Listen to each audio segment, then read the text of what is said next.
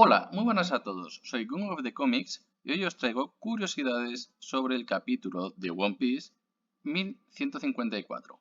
Este va a ser un poco más largo de lo acostumbrado, ya que creo que tiene tantas cosas por las que debo o se puede hablar que no hay ni por dónde empezar. Así que, como siempre, en este caso, por cierto, tendré un pequeño subíndice. Pero bueno, como siempre, un buen saludo a todos, un brutal saludo a todos y empezamos.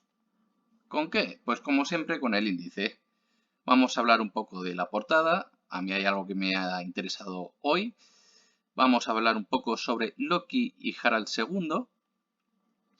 También Panhazard y el cambio climático.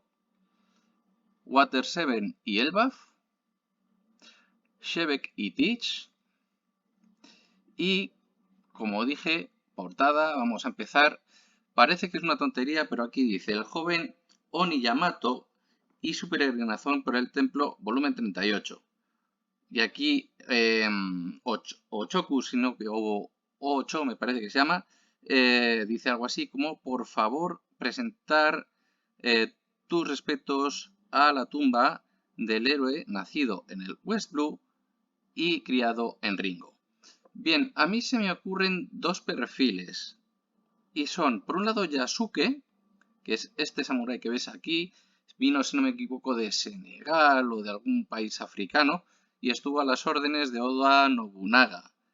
Y por otro lado, William Adams, que es este que veis aquí, bueno, junto también, bueno, en este caso vino con los portugueses, o enfrentándose, mejor dicho, con los portugueses, puesto que le venían persiguiendo, y acabó, si no me equivoco, durante un tiempo siendo samurái al servicio durante el periodo Edo, de Toyotomi, Tokugawa Ieyasu, que es el fundador de la familia Tokugawa. Bien, pues sin más dilación, vamos a seguir. Loki como Harald II. ¿Qué es lo que pasa? Bueno, tenemos aquí a un mapa de Escandinavia y tenemos un tío, que en este caso sería Harald Blatan, y he puesto aparte Claudio, que ya si habéis visto o habéis oído hablar sobre Hamlet, pues ahora entenderéis el porqué. Bueno, tenemos a Claudio. También tenemos una acogida de sus o de su sobrino. En este caso, Harald Blatan tuvo 8 sobrinos que estuvieron en Noruega y tuvieron que irse a Dinamarca. Entre ellos, bueno, y luego también tenemos el caso de Hamlet, que sería sobrino de Claudio y, por supuesto, hijo de Hamlet, el afantasmado padre. ¿Vale? Y luego, como decía, entre ellos estaba Harald II de Noruega, que es conocido como el de la piel gris.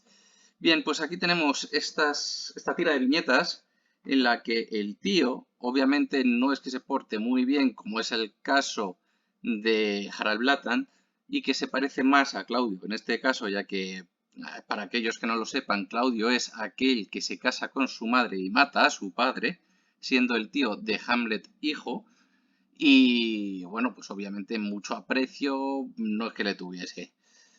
No era tan drástico como el que vemos aquí, pero bueno, sin expresarnos pues o sin mostrarnos en viñetas cómo muere, por ejemplo, el caballo de la suerte, Ashura, y pues luego también se nos dice que ha estado, pues obviamente que ha muerto el regente, se supone que es a manos de Loki, no tiene por qué, y bueno, pues el que hace de regencia durante el tiempo que estuvo Harald II con Harald Blatan en Dinamarca, pues se supone que es su otro tío que era Hakon, el rey Hakon el Bueno. Y bueno, pues nos pasamos ahora a hablar un poco sobre Panhazard. Panhazard, ¿por qué? Pues básicamente porque vamos a hablar un poco sobre cambio climático en el One Piece. Bien, si nos fijamos en esta viñeta, no he puesto toda la página, pues se nos está hablando de que hay incendios, de que hay tormentas, de que hay vientos helados y que hay poca pesca, en fin, todo un desastre. Además hay hambruna, ¿no? Luego, obviamente, Harald de Elbaf, pues terminaría por solucionarlo. Pero esto me ha llevado a una serie de ideas, y es que tenemos dentro de una serie de periodos el clima óptimo medieval, que sería más o menos el 1000, bueno, no, antes del 1000 yo creo, 1200 yo creo que es el periodo transitorio, pero seguido posteriormente por la pequeña edad de hielo. Esto, aunque esto sea un metrónomo, ¿vale? Que mide más o menos el ritmo, verlo como lo siguiente. Hay frío, hay calor, hay frío, hay calor, hay frío, hay calor, ¿vale? Estos son cambios drásticos. Y aquí es lo que estaba diciendo yo, más o menos en el periodo medieval que veis ahí en la zona central, y antes de llegar a 2004, es decir, estamos hablando de rondando el 900, el 1000 más o menos, durante ese óptimo medieval de temperatura-calidad, y durante 1600 a 1850 o incluso finales de 1500, lo que sería más tarde como lo que he mencionado, la pequeña edad de hielo. Bien, esto obviamente a todos nos puede venir a la mente esta imagen de aquí con estos gigantes hilados arriba, en el suelo y en las paredes. Y bueno, pues desde luego tiene todo el sentido del mundo, ¿no? El que haya esos cambios drásticos de temperatura y aunque sea en un breve periodo de tiempo, pues te puede estropear las cosechas, como dicen. Bien, vámonos a Water 7.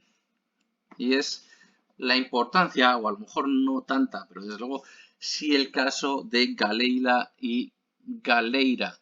Parece que no, pero vamos a ver qué es lo que sucede. Bueno, aquí veis una imagen de Venecia con una embarcación muy grande y... vaya, perdón. Y bueno, pues el caso es que tenemos la empresa conocida como Galeila en Water 7. Bueno, Water 7 ya sabéis que está basado en Venecia, no hace falta decirlo. Hay casos como el Aqua Laguna, aquí le falta la A, curiosamente, Aqua Laguna, que nos puede recordar al Aqua Alta, que esa sí que existe en Venecia y es cuando cubre más de 1 metro o sube y tienen que poner barreras a veces, en caso de que haya más de 1 metro, y habrá muchas más. Desde luego la arquitectura pues también habrán sacado cosas de ahí. El caso, esta imagen que veis aquí, este barco, se llama Bucintoro o Bucentauro. ¿Qué es un Bucentauro o un Bucintoro? Bueno, pues es mitológicamente el equivalente a un centauro, pero en vez de con cuerpo de caballo, con cuerpo de bovino, es decir, de toro o equivalente. Bien, la pregunta, ¿Galeila o Galeira? Bueno, ya sabéis que la L y la R en Japón pues no se hace mucha distinción. Yo creo que tampoco es tan importante, pero puede haber un pequeño o varios guiños. Uno es la galera. Galeira, desde luego, si te pones a hablar en portugués, es que es prácticamente idéntico. Y luego, haciendo un poco de referencia a Sansón, que yo creo que es lo menos, puede hacer, bueno, con estas traiciones que hubo, pues un poco a Dalila, ya que Dalila fue quien cortó el pelo a Sansón, arrebatándole su fuerza.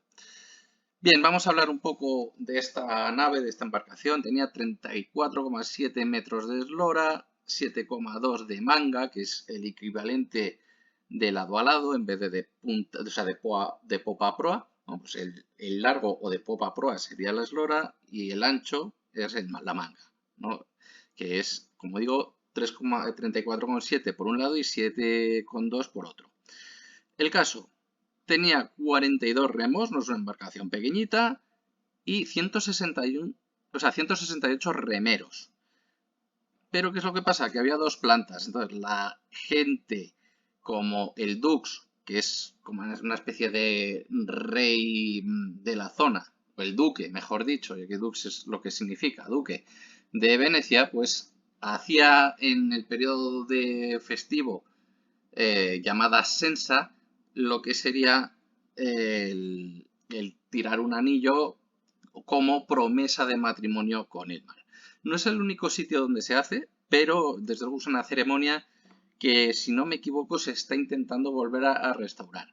Bueno, vamos a hablar por último de los otros últimos aspectos de este barco y es que ha habido varias, la última se construyó en 1728 y 70 años después, en 1798, con la llegada a Italia de, de Francia y por supuesto con Napoleón, pues la destruyeron.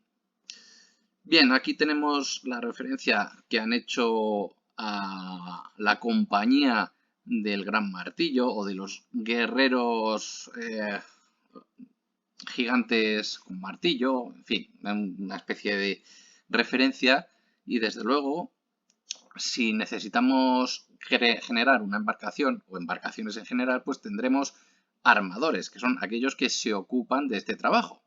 Y desde luego muchos, pues, podemos decir que son armadores guerreros con martillos. Bien, pues aquí tenemos esta pequeña imagen que también ha salido en esta página y vemos por lo menos a uno con un martillo bastante grande. Y como veis, pues ya de por sí son gigantes, lo cual, aunque no sean los martillos más grandes, desde luego sí que van a ser martillos muy grandes. Bien, vamos a seguir un poquito, ya conocéis más o menos el que eran armadores. Como dije, pues, el uso como herramienta, entre otras, porque hay alicates, habrá otros aspectos para ensamblar, pero los martillos para ajustar o para no tanto dar forma, pero sí unir con clavos, por ejemplo, pues desde luego va a ser una herramienta clara. Y la pregunta, que yo creo que es prácticamente obvia, es, ¿habrá herencia de Ilbaf con la llegada de estos gigantes que más tarde fueron congelados a esta galeila? Yo creo que sí, ¿vale? Acordaros de la galera antes y de lo que he dicho ahora. No penséis en los Drakkar, a pesar de que obviamente la embarcación Drakkar también es usada con remo y desde luego es nórdica, pero como armador tienes que hacer lo que se te mande, el barco que se te mande, ¿vale? Bueno, Galeila, que es el grupo, y poco más. Bien, pero ¿qué es lo que ha pasado hoy? Que aparte tenemos a Sabek y Teach, y desde luego hay admiración y sabemos que son familia. Bien, aquí hay el pequeño subíndice que he dicho, vamos a ver cuál es, y es un poco las distintas generaciones, pero que tienen el mismo objetivo, que existe en su momento la Hermandad de la Costa y más tarde The Flying Gang, ya veréis el porqué, Brasiliano y Teach, que son personalidades que desde luego son parte de la inspiración de ambos personajes, que sabemos que son familia. El asesinato lo voy a tratar aquí también del almirante y los Luis Arnott reales. Y así con esto terminamos. Bien, como decía, las generaciones, pues a pesar de todo tienen un mismo objetivo o muy similar. Lo primero, una vida independiente. Una república pirata, en este caso coincide con que sea Hachinosu. En la realidad podemos tener Port Royal, Nassau, Libertalia, un montón. Desde luego, si he terminado con Libertalia, tenemos libertad. Y aunque no en exclusiva, hay un odio por muchos piratas a España, ya que en ese momento era hegemónico, y que se puede traducir en el gobierno mundial. Y el dominio del mundo por parte de los dos, tanto por parte de Shebek como por parte de Kurohige. Bien, vamos con estas dos distinciones, la Hermandad de la Costa y los Flying Gang, que son los piratas voladores o la banda voladora, en fin, o errante también. Vamos a empezar con la cofradía de los Hermanos de la Costa o Hermandad de la Costa para reducir. Se formó y estuvo más o menos activa entre 1620 a 1660. Hay alguno que echa un poco más, pero bueno, por ahí, por esa etapa. Desde luego estuvieron en el Atlántico, el Caribe y el Golfo de México. Puede que parte de Sudamérica también, pero bueno, sobre todo el Atlántico y el Caribe con parte de México. Miembros importantes, pues Henry Morgan, que es ese que veis ahí, y yo creo que en parte físicamente es una inspiración para Roger. El Olonés, que en este caso se corresponde con Roro Noa Zoro, ya sabéis que Roro Noa tiene un poco ese sonido con Loloné, y rock brasiliano, que es el equivalente a Rocks de Shebek. Aparte, rock también pues, hace un poco referencia a la roca, ¿no? Al sonido de roca. Y bueno, aquí como veis está Morgans con otros más tirado ahí en la hamaca con su guitarra y demás en Portobelo, que es una ciudad en Panamá, en una de las conquistas que hicieron durante un tiempo. Bien, ahí va. Vamos a hablar un poco del periodo intergeneracional, en este caso rondando 1650-1690. Durante ese periodo fue conocido como la Ronda o Ronda del Pirata. Se estuvo más o menos rondando por la costa africana, Madagascar y el Índico. Pongo Goa y ahora veréis por qué. Miembros. Bueno, pues tenemos a William Kidd, que es al que hace referencia Eustace Kidd, aparte de Eustaquio el monje, Captain Mason, Thomas Tew y desde luego Henry Avery, que en parte va a ser para Luffy, un equivalente, y también a Henry Morgan. Perdón, a Henry Avery, en este caso también para no Roger, vamos. Perdón. Y aquí veis una iglesia de Goa que está en la actual India y bueno, a diferencia de muchas ciudades que fue o bien sobre todo inglesas, había también francesas, en este caso tiene una cultura distintiva por herencia portuguesa. Desde allí, desde luego, hubo muchas especias y fue una de las cosas que se incautaban en ese periodo.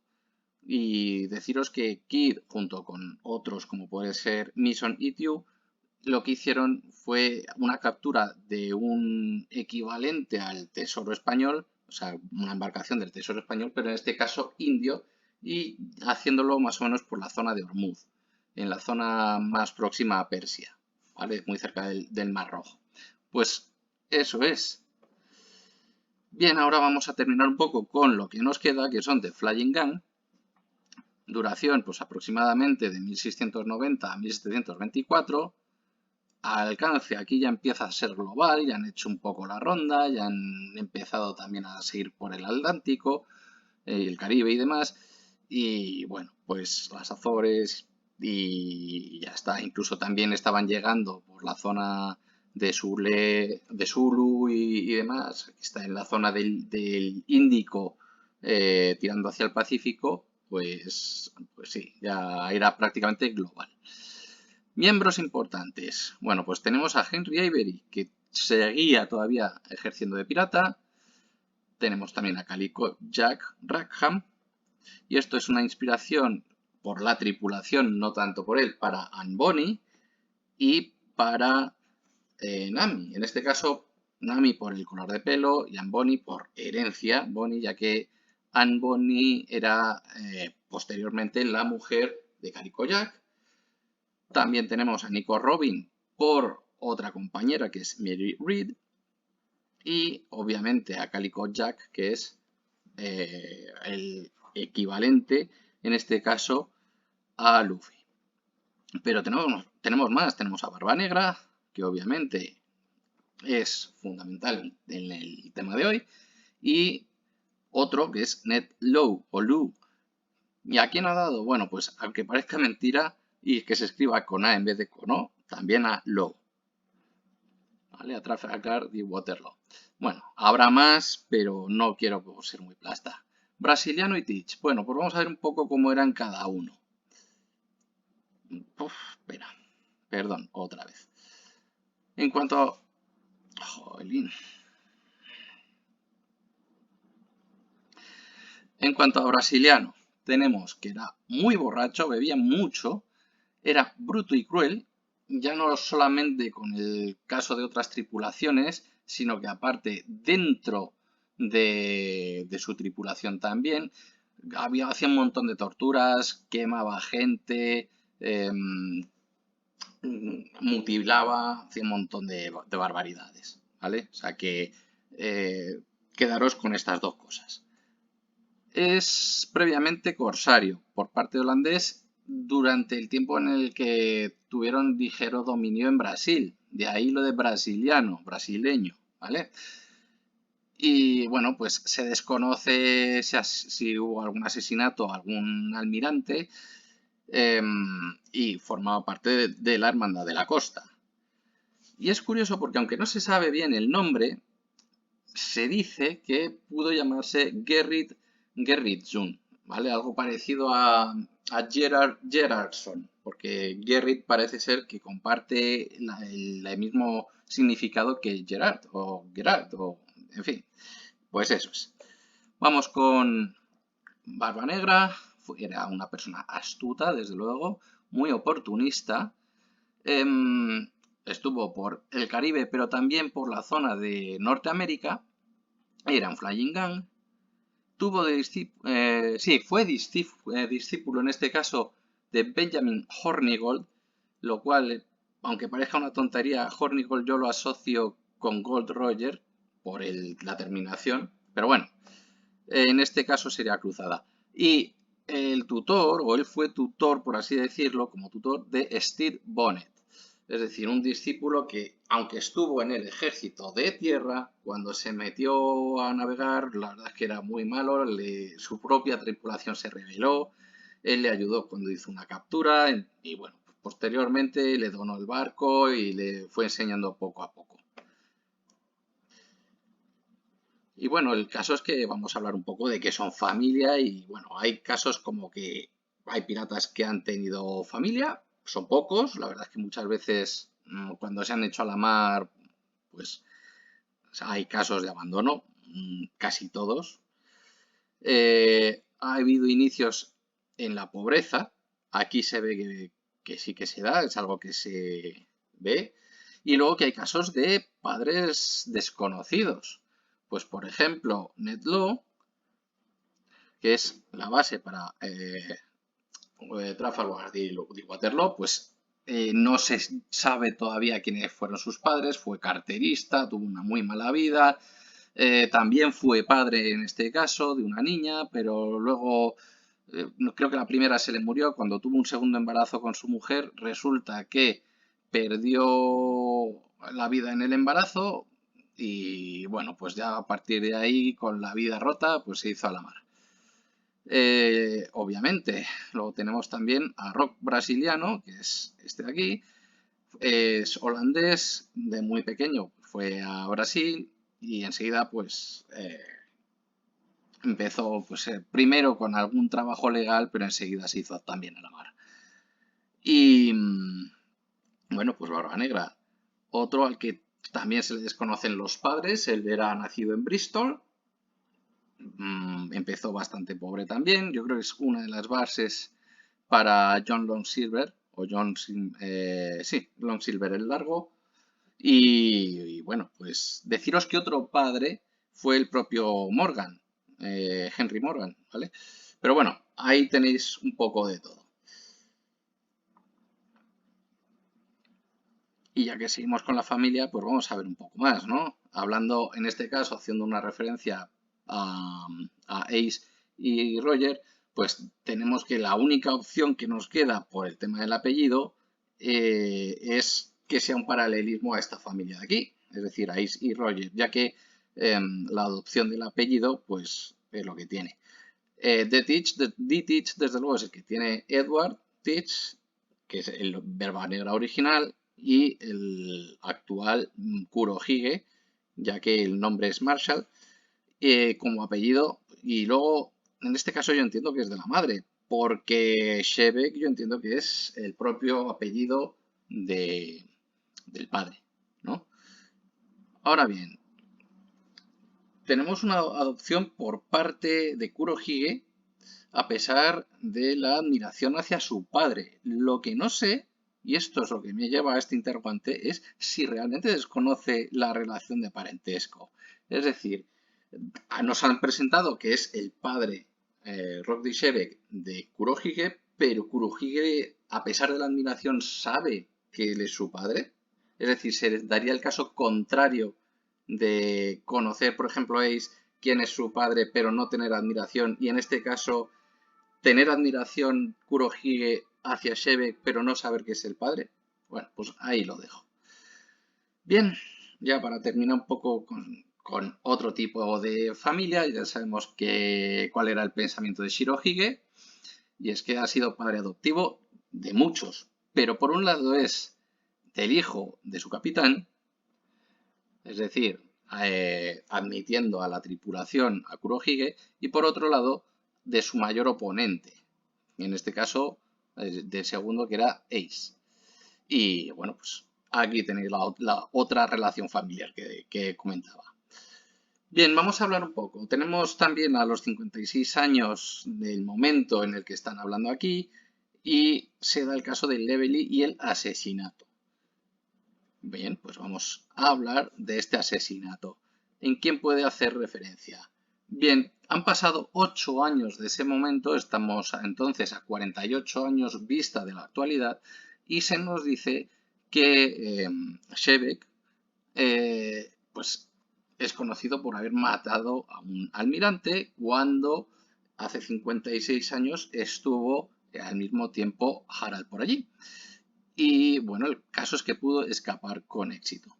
La única opción que veo, pero en este caso no es con ninguno ni de los Flying Gang ni de la Hermandad de la Costa, es ex-Drake, por Francis Drake.